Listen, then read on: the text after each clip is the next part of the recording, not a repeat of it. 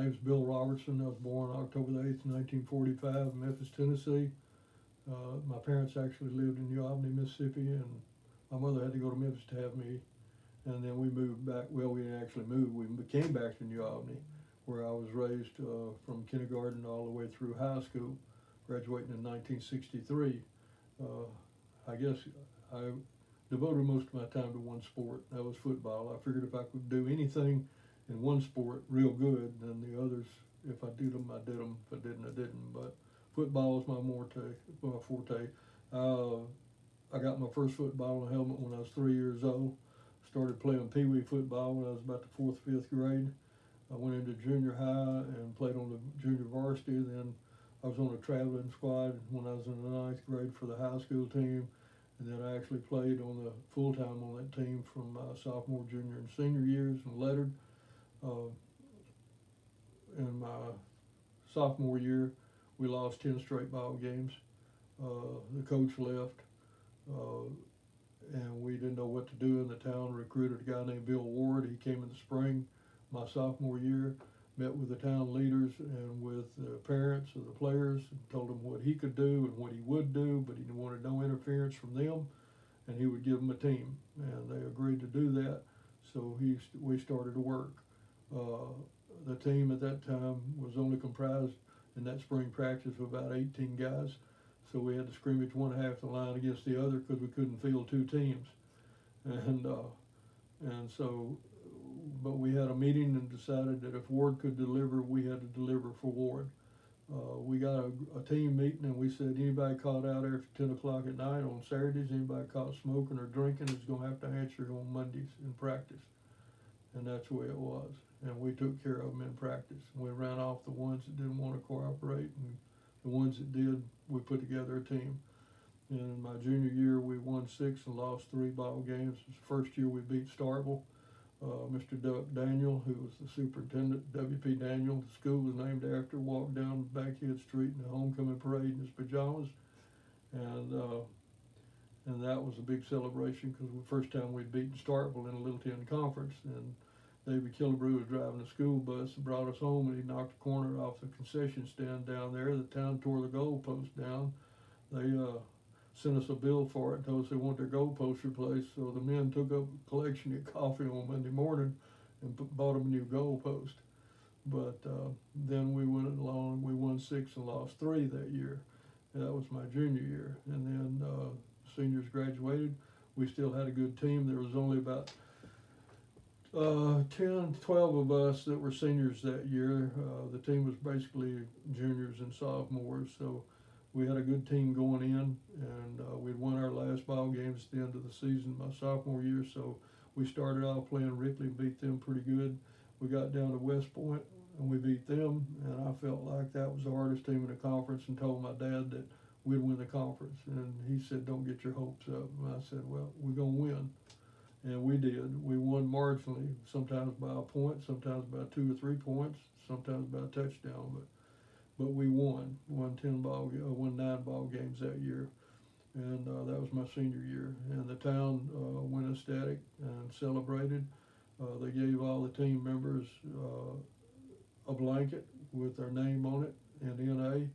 And they gave all the members of the football team that year a sterling silver football. It said Little Ten Champions 1962.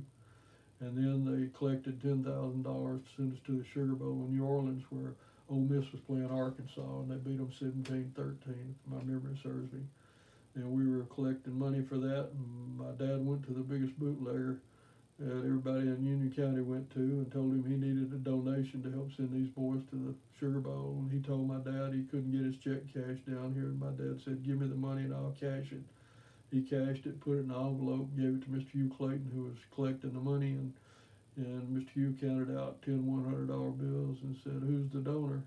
And my dad said, anonymous, just put it down anonymous. So the biggest bootlegger contributed the biggest amount of money to send us to the Sugar Bowl that year. And so we went down there and came back. But that team put together a cohesive unit that has stuck together for years and years. And I guess it set a stage for other teams that followed. We won back-to-back Little Ten championships. The next year we won the 10 championship. I've forgotten, we went 23 or 4 games before they ever lost a game. But that first year was the one that really kind of set it on the road to gain in notoriety and get respect from the Little Ten Conference back in those days. Well, we got down to the end of the season, and Pontotoc had beaten Amory. Amory had only lost that one game. We hadn't lost any games, so I think the way the statistics worked out was if we beat Pontotoc and lost to Amory, then we would be co-champions with Amory. Even though we'd gotten beat by them, they still got beat by Pontotoc. We beat Pontotoc.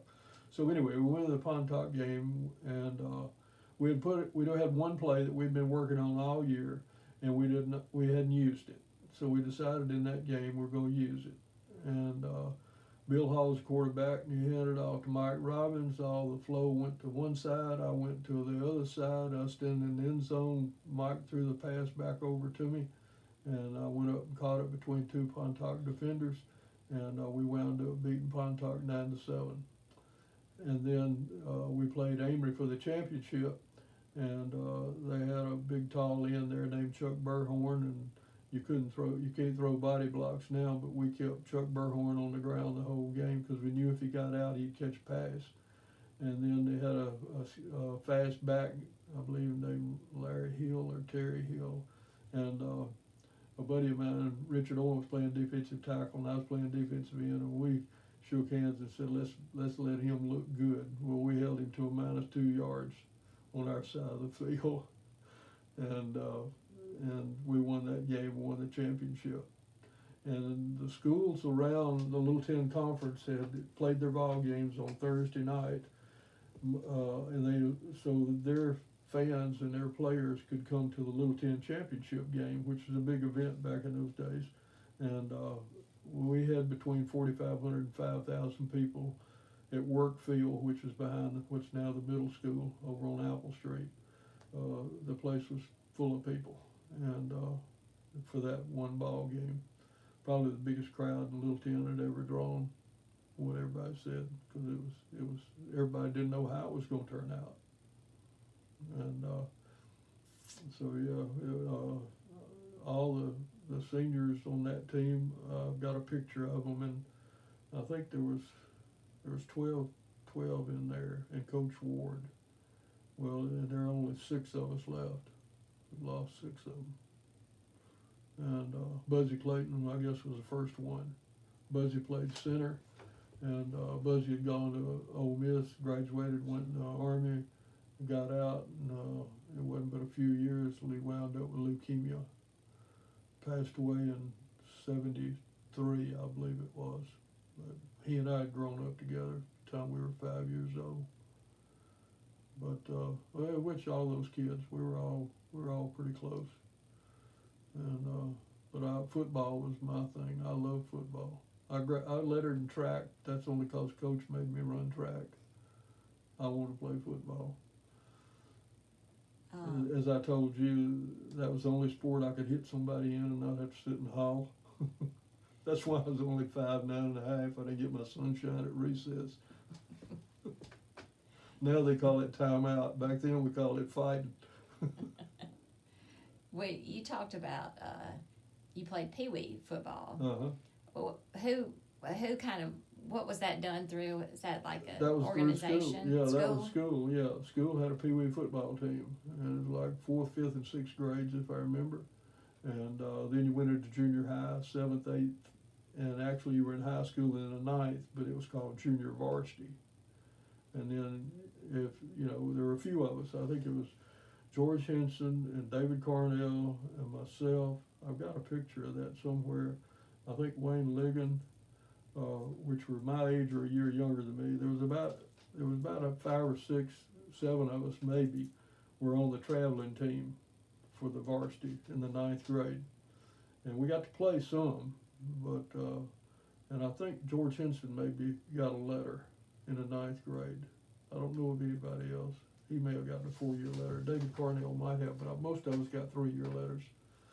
And then high school, of course, was really 9th, 10th, 11th, 12th, but you really started playing more when you were a sophomore. And because the team was small, because we'd lost 10 ball games when I was in the sophomore, we had such a small team that I wound up playing offense and defensive end. So when I went into a ball game, the only time I came out was during timeout or halftime. And and then uh, and then the next year, I believe that we won 6 and lost 3. The next year, we didn't have enough uniforms to go around. Everybody wanted to play football. With that losing year, everybody didn't want to play football, but 18 of us did.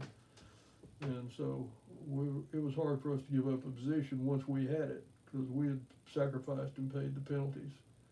And then the senior year, we won the championship, and I think the next year they still had a big team the next year.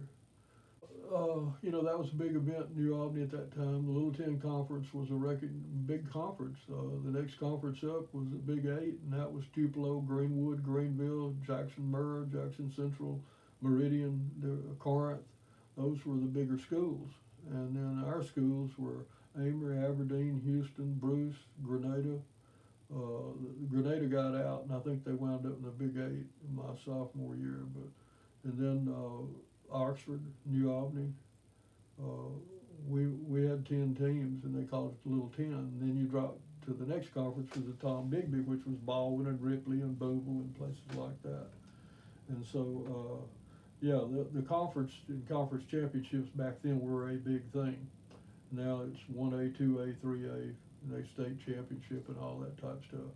But yeah, there were a lot of good teams in the Little 10. It was very, very competitive. And the town, when we won all those ball games, they really came together, and that's all they were talking around here on Saturday morning in barbershops and coffee shops.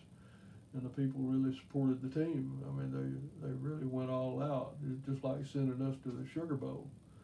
We couldn't believe they were doing all that stuff, but we were all best of friends. We grew up together. We stole watermelons together between morning and afternoon practice. We were just a good group of guys, and we punished people who didn't want to cooperate and make the team what we made it into over time.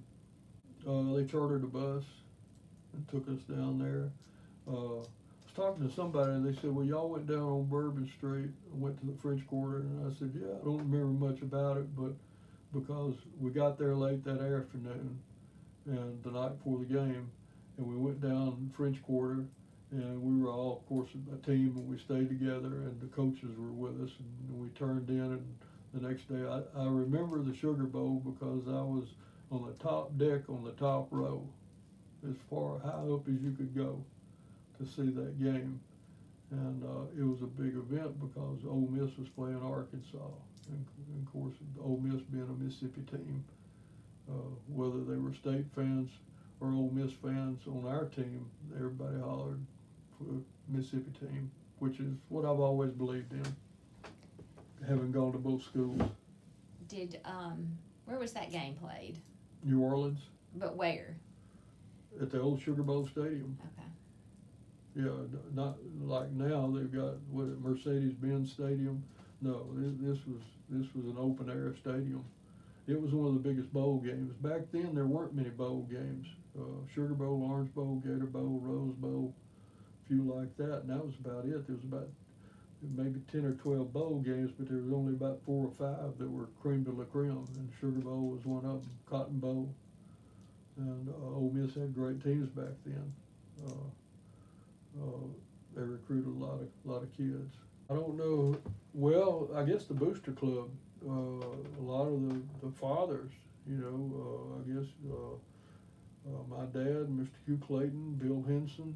A lot of those fathers got together and talked about it, and I guess they discussed it with Mr. Daniels, the superintendent.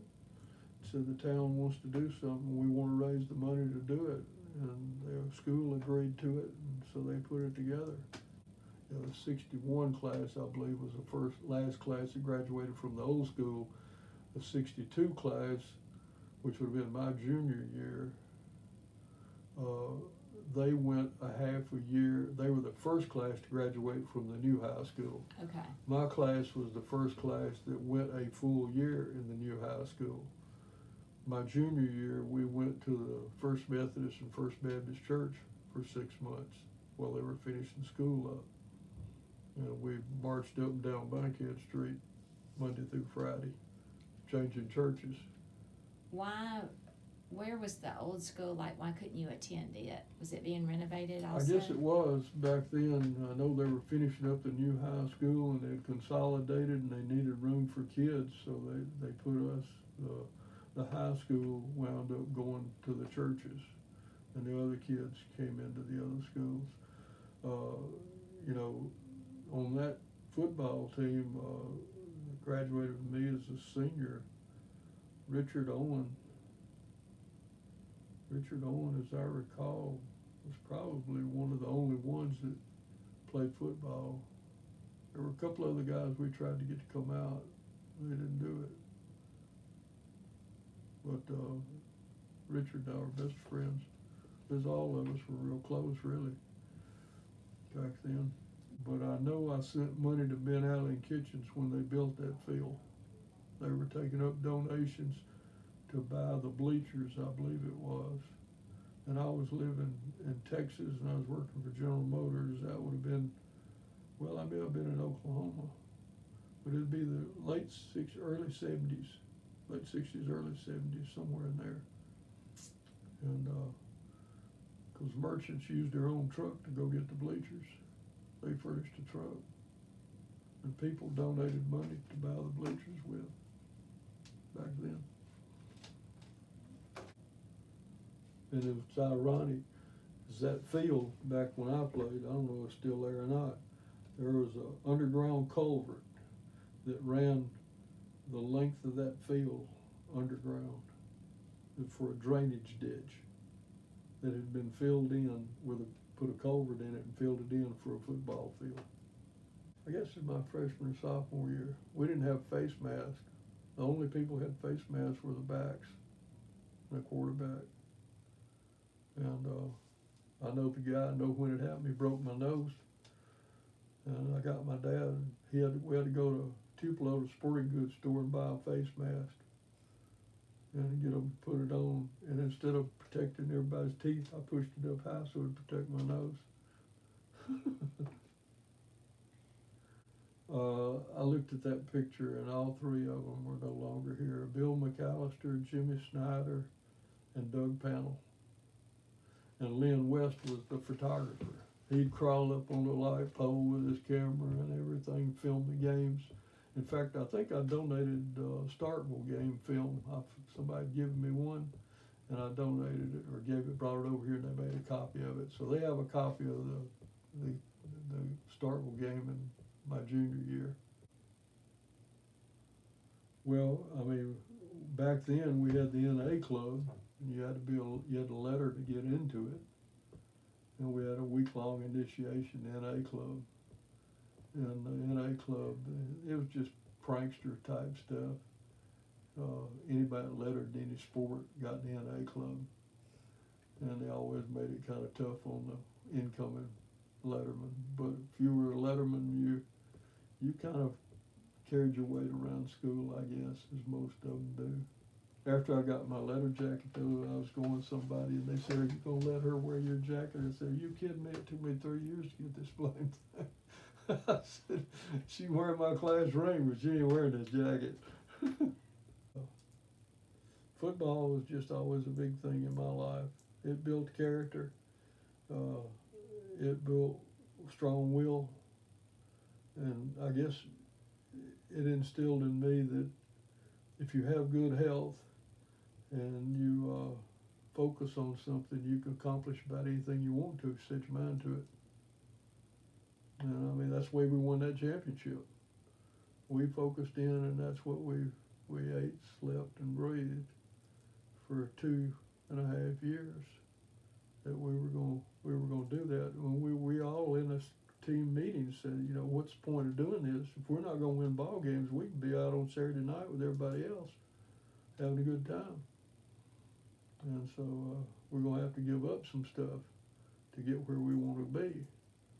And so I attributed a lot of my tenacity and cultivating my traits to a lot of what I learned as a kid. You know, like I said, I got whipped in class. I had to sit in the hall. I had to do a lot of things, but they were all, to me, character builders. Yeah. Over time, you learn from experience. It made me, I think, a stronger person. Of course, I'm pretty strong-willed. I don't take a lot. I sure don't now. I'm at a point in life I got nothing to lose. I'm fireproof. But and the other thing I will say, playing football or any sport, basketball, baseball, whatever, I liked it better when it was a conference than a 4A, 2A, 3A, because in a conference you had teams that you were competing against in a conference instead of a class, and you became friends with those guys in high school. And a lot of that carried on into college, wherever you went to school. And I know it helped me, because I mean, I've known kids from Oxford, from even Tupelo and Pontotoc. The two guys that went up with me on that pass from Pontotoc roomed down the hall from me at Mississippi State. And they were friends of mine. One of them was a Trenton brother. And so yeah, you know, you're bitter enemies on the field, but good friends off of it. And if somebody put you down or you couldn't deal with, you got up and figured out a way to take care of it the next time.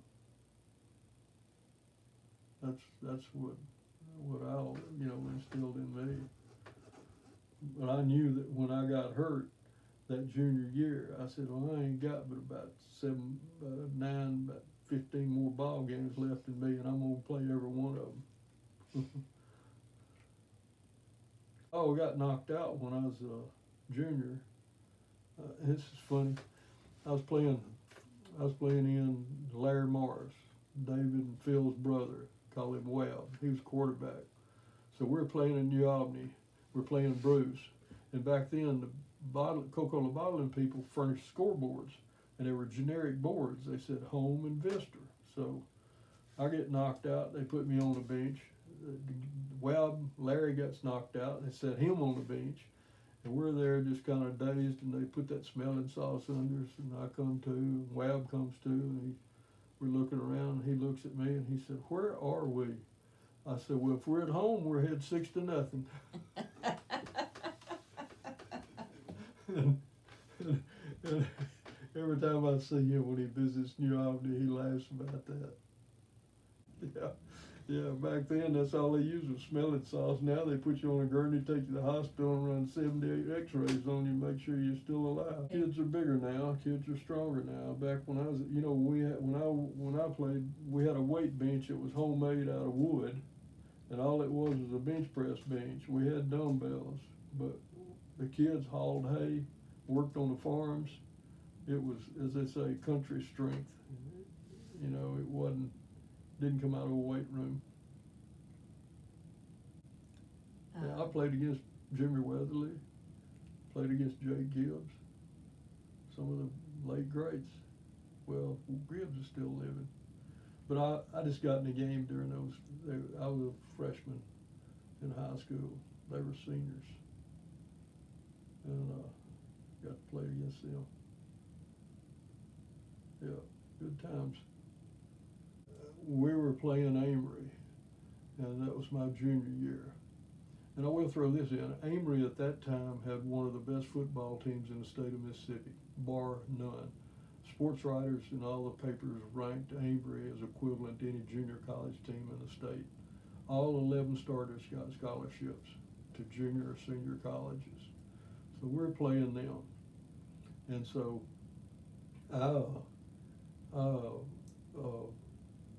had gotten hurt the week before, and I'd torn some cartilage or something, muscle or something in my pelvic bone. So my dad took me over to orthopedic in Tupelo, got an x-ray, says, fine, you're fine, put an ace bandage around it, pull it as tight as you can, clip it, and you'll be good to go. You can play. I said, can I play? He said, you can play. So I went back and told Coach Ward, I can play. He released me, I can play ball. So I'm sitting on the bench first half, and I asked Ward at the half, I said, my doctor over in Tupelo told me I could play. My dad spent all that money going over and having me x-rayed to get me cleared to play football, and I'm okay. He said, are you sure? And I said, I've been telling you that all week in practice, and you let me sit on the bench the whole first half of this ball game. He said, well, you go down on the kickoff. And I said, okay. So I go down on the kickoff second half. Well, I think Roger McMillan came out there to relieve me, him or Johnny Davis, and I told them to get off the field, and they said, well, I'm relieving. I said, no, you get off the field. I'm not coming out of this ball game. I got in here, and I ain't coming out till the last play. So Ward comes out, Parks. He said, come out of there. He said, come out. And I said, nope. If you want me, you come get me. I said, I ain't leaving this ball game. So we wound up that game. We got beat, but I had more tackles than anybody and got player of the week. We were playing Aberdeen. Yeah. And since it started, we were beating them pretty good, and we got into the fourth quarter, and maybe halfway through it, Ward says, well, you guys can go on in and y'all start getting dressed, and we won't have that much to wait, and we can head on back to the job. So we go in there, and we're all taking showers, and we're getting dressed in street clothes. All of a sudden, the manager comes running through the door and says, y'all got to suit back up, man. We're about to lose this ball game. So we all had to strip out of our street clothes, get back in our football uniforms, and go back out to cinch the game. And yeah, sure did. That's a good